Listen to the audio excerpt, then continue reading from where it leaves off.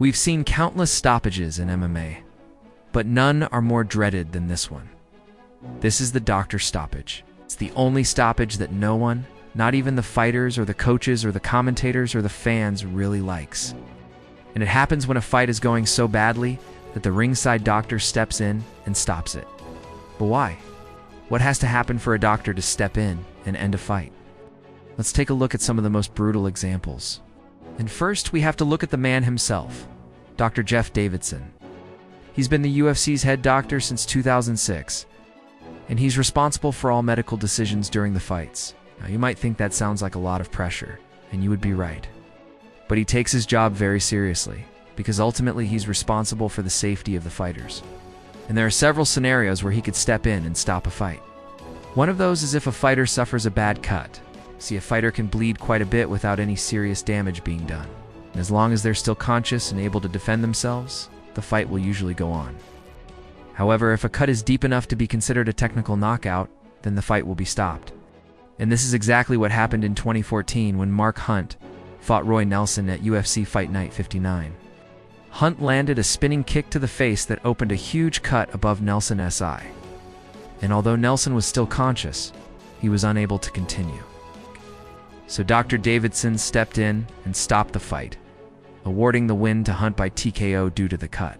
Another situation in which a fight might be stopped is if a fighter suffers a broken bone. Now, sometimes a fighter can continue fighting with a broken bone. Anderson Silva fought for almost 20 minutes with a broken leg. But other times a break can be so bad that it's obvious the fighter couldn't go on. That was the case in 2017 when Jessica Andrade faced off against Joanne Calderwood. Calderwood landed a nasty kick to Andrade's knee, which caused her to immediately collapse in pain. It was clear that she had broken her leg, and although she was still conscious, she couldn't put any weight on it.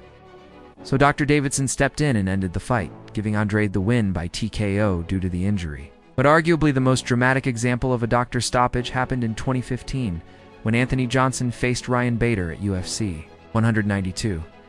Johnson was absolutely destroying Bader, battering him with punches and knees. But in the third round, Bader got a hold of Johnson's guard and gouged out his eye. Johnson was in visible pain and was unable to continue. So Dr. Davidson stepped in and stopped the fight, awarding the win to Bader. Now there's another scenario that can lead to a doctor stoppage. That's if a fighter is unable to see. Fighters can lose their vision for a number of reasons, but the most common is from an accumulation of damage throughout their career. For example, take the case of Vitor Belfort. Throughout his career, he suffered countless blows to the head, and eventually, it took its toll on him. In fact, in 2018, he was diagnosed with permanent vision loss in one eye. But that didn't stop him from fighting until just recently, until his doctor told him to hang up his gloves. But there are also instances where a fighter might suffer temporary vision loss in the middle of a fight. And this is what happened in 2017, when Alexei Oleinik faced off against Mark Hunt at UFC 216. Oleinik was a big underdog in this fight, and it showed. Hunt dominated him, knocking him down multiple times. And in the second round, Oleinik lost his vision. His eyes were wide open, but he couldn't see anything. And although he was still standing and still conscious, his corner threw in the towel. They knew that he wasn't seeing anything, and they didn't want him to get hurt worse. That led to one of the more controversial doctor stoppages in history. As soon as the fight was stopped, Oleinik's vision returned. He looked around wildly, trying to figure out what was going on, and then he started yelling at the referee. He was furious that the fight had been stopped, but there was nothing he could do about it. So now we come to perhaps the toughest decision that a doctor has ever had to make. In 2015, when Chris Leben faced Derek Brunson at UFC 182, Leben was absolutely destroyed. He had a black eye, a swollen and bloody nose, and he was losing the fight badly. In fact, he was knocked down 3 times before the fight was stopped in the second round. But the reason it was stopped isn't what you think. See, after the first knockdown, Leben's eye started to swell shut, which according to the rules is a technical knockout. But here's the thing. Leben didn't seem to realize that. He got up after the third knockdown and was still fighting. And that's when Dr. Davidson had to make a tough call. Leben was still conscious and still moving, but he couldn't see out of his left eye, and he was being battered by his opponent. In that moment, Dr. Davidson had to decide whether to stop the fight based on the rules or to ignore the rules and let the fight continue, because he felt it was the right thing to do. In this case, he chose to stop the fight, protecting Laban from himself. And afterwards, Laban was furious, screaming and yelling at Dr. Davidson, believing that he could still fight. But looking back, it was probably the right call.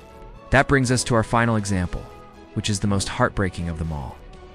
We've all seen the videos of fighters crying after a loss, but none are more heartbreaking than this one, of Stephan Bonnar after his last fight. Bonnar was a fan favorite, known for his exciting fighting style and his toughness. But by 2013, he was coming off of 5 straight losses, and he was looking to turn things around. Unfortunately, it wasn't meant to be. After being outclassed in his previous fight, he was given a tough matchup against Anderson Silva at UFC 153, and as you might expect, he lost the fight in the first round. But that wasn't the end of it. Bonnar suffered a serious concussion in the fight and had to be carried out on a stretcher. And that was when Dr. Davidson made the call that no one wanted to hear. He told Bonnar that he couldn't continue fighting due to his health. It was the end of Bonnar's career, and he was devastated. He tried to hide his tears, but they streamed down his face as he was carried away. It was a sad end to the career of a fan favorite, but it was probably the best call that Dr. Davidson could have made. There have been plenty of other close calls in MMA history where a doctor stoppage could have ended a fight, but it never happened. Instead, these fights went on, sometimes for rounds, sometimes for entire careers. Whether you agree with all of Dr. Davidson's decisions or not, one thing is for sure. He takes his job very seriously, and he will always have the difficult task of keeping the fighters safe. Now, if you enjoyed this video, check out the one up next. But that's it for me. Thanks for watching, and I'll see you in the next one.